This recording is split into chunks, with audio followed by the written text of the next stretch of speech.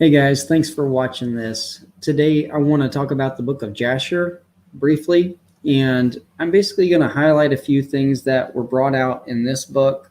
I bought a copy of this. It's Genesis and the synchronized, biblically endorsed extra biblical texts. And what Rob Skiba did was he took the book of Genesis. He has side by side. It's the KJV and then the Septuagint, so you can see the comparison of those two of the book of Genesis. But then he adds the book of Enoch, the book of Jasher, and the book of Jubilees. So, and in that, he had a really good introduction. So what I want to do is just bring out some of those highlights about the book of Jasher and maybe a few things that I thought were neat to add about that book.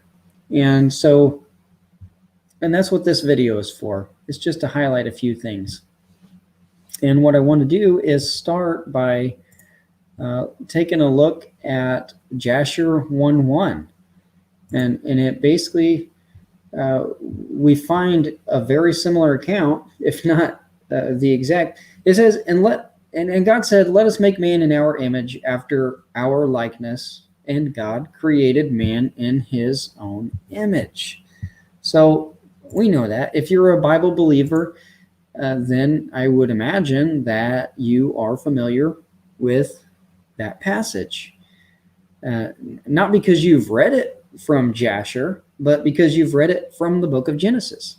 And it doesn't really require any convincing to realize that Jasher 1:1 parallels Genesis 1:26 and 27 perfectly. Really, the first chapter of Jasher is basically a recap on the book of Genesis.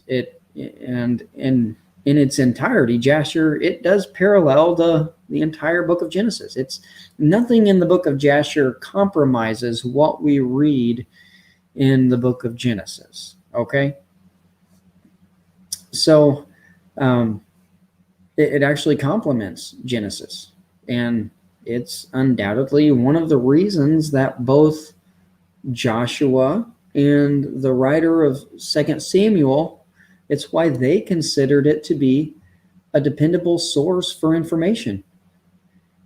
Their reference to this book was invoked in the same authoritative manner as Yeshua's rebuttal against the devil in the wilderness. And you're like, what are you talking about? Well, do you remember when Yeshua was tempted? Well, he came back to with these words every time. He said, "It is written," and that's one of the things that I've done here is just so you can see the comparison.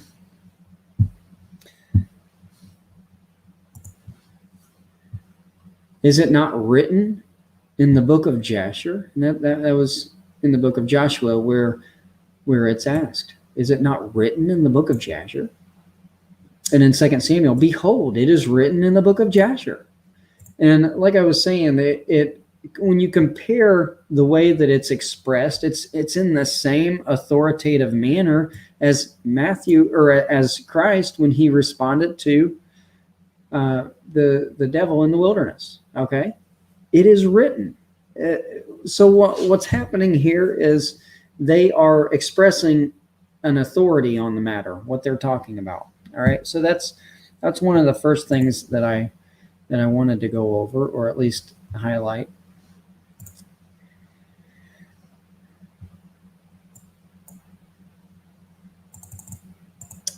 Also,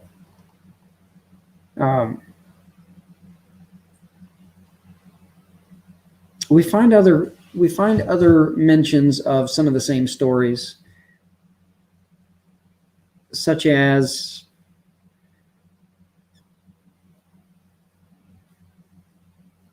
Cain and Abel. Okay, here we go. Sorry, I'm delayed.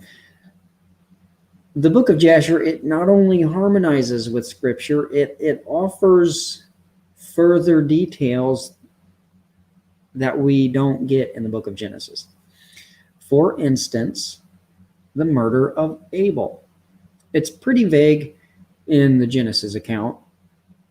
And we only find that Cain, he basically summoned his brother to go with him to a place that he called the plain.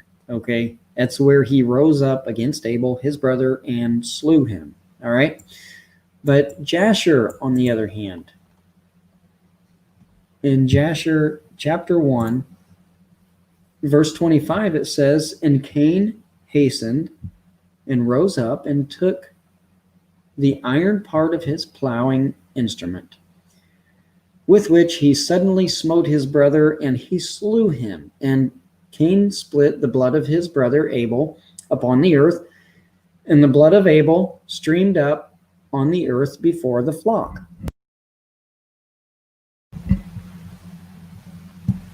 So, a few details that you don't get in the book of Genesis, all right? And this is just one example that wasn't included in the book of Genesis, all right? First, we read about Cain's jealousy. If you go to that chapter, in chapter 1, you're going to read about Cain's jealousy and learn that what instigated him to the point of lashing out. Jasher, it offers an entire dialogue between Cain and Abel about what he was planning to do. And after murdering his brother, we see a different side of Cain that Genesis doesn't offer.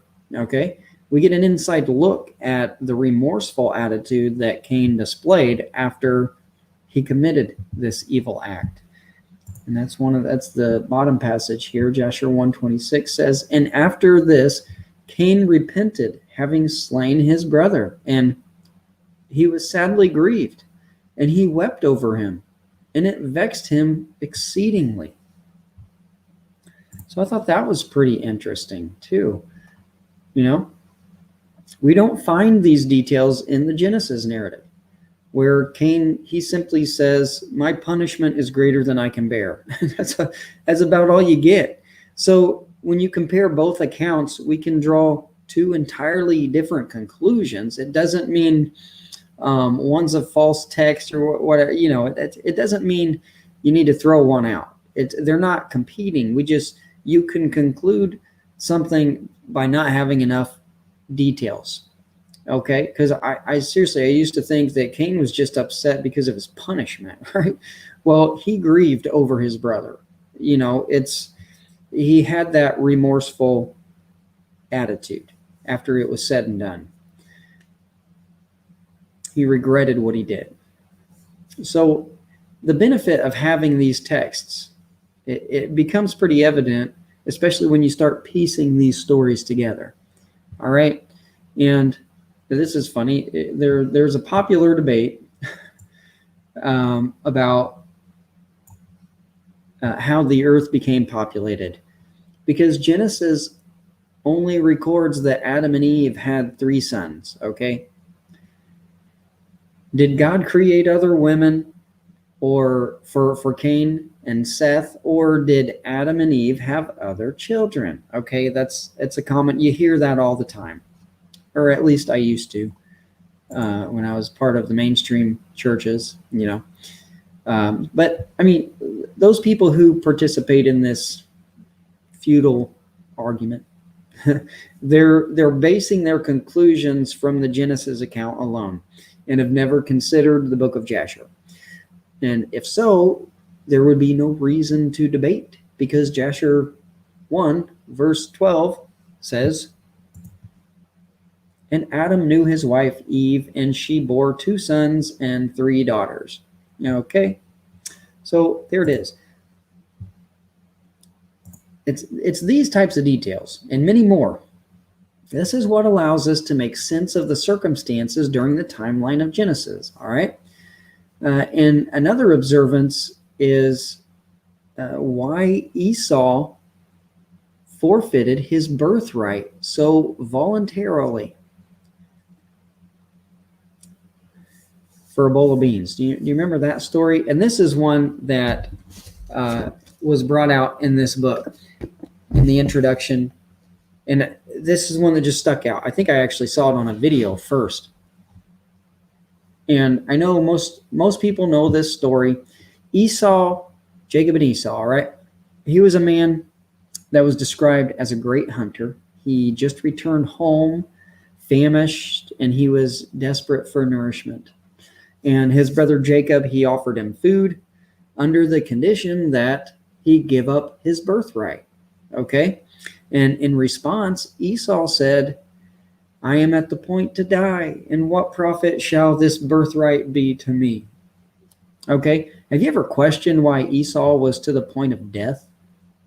I mean, really, what incident just occurred that convinced Esau that he was going to die? So, I mean, based on the Genesis account, we can't really answer this question. We're missing pieces of the puzzle, okay? The book of Jasher, this is good. It reveals that Esau was the man who killed Nimrod, the king of Babylon, during the construction of the Tower of Babel, or afterwards it would have been. And around the same time that Esau gave up his birthright, it seems that Nimrod was targeting him, for a jealousy was formed in the heart of Nimrod against Esau all the days. And that is taken from Jasher 27, verse 3. I probably should have added it to my list of scriptures here that I'm showing you guys. But basically, one day Esau was hunting. He encountered Nimrod, and he cut off his head. And then it says he fought desperately against two other men who were with Nimrod at the time. And after collecting Nimrod's garments, Esau ran to his father's house, and he was exhausted from the fight.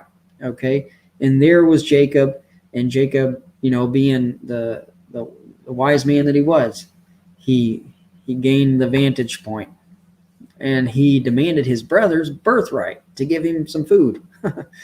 And Esau thought he was going to die. So, and this, in this situation, it would account for his easily persuasive nature in this single event. It makes sense why he was so willing to give up his birthright. But without these details, it leaves the average believer questioning the circumstances, okay? And we can also link the book of Jasher to the New Testament writers. And that's another thing that Skiba does in his introduction here that was so good. There are names that are mentioned in 2 Timothy chapter 3, verses 8 and 9, names that Paul would have known not from the books in our Bibles, but from the book of Jasher. That's the only way he could have known. So Jasher, it was not only recognized by figures of the Old Testament, we have evidence that it was valued just as sacredly by the first century church as well.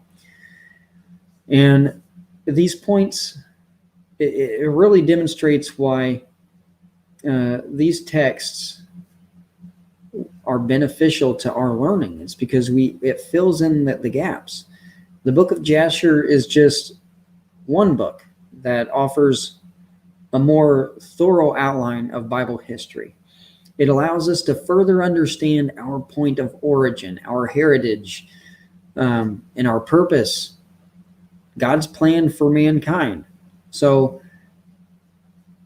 the last thing I want to show you is this. It is Jasher chapter 3, verses 23 through 26. Okay? You're going to find that a lot of things point right back to Enoch's testimony. Okay? Let's read this. Sometime after, when the kings and princes and the sons of men were speaking to Enoch, and Enoch was teaching them the ways of God, an angel of the Lord then called to Enoch from heaven and wished to bring him up to heaven to make him reign there over the sons of God. Okay, and who are the sons of God? They are the angels. And that's one thing we brought out in the last video, is that he was appointed to intercede for these watchers, these angels. Okay. All right, where was I? As he had reigned over the sons of men on earth. So on earth he reigned over the sons of men, and then, he was called up to reign over the sons of God. All right. When at that time Enoch heard this, he went and assembled all the inhabitants of the earth and taught them wisdom and knowledge and gave them divine instructions. And he said to them, I have been required to ascend into heaven, but I do not know the day of my going. And now, therefore, I will teach you wisdom and knowledge, and will give you instruction before I leave you, how to act on earth so that you may live as you should. And he did so. He taught them wisdom and knowledge, and gave them instruction. And he rebuked them, and he placed before them statutes and judgments to do on earth. And he made peace among them, and he taught them before them statutes and judgments to do on earth. And he made peace among them, and he taught them everlasting life, and lived with them some time, teaching them all these things. Wow. It just points right back to another validation of Enoch and his ministry on earth. And like I said, you're going to find that Enoch, the book of Enoch, is a big deal. And when I read through this part of Jasher, it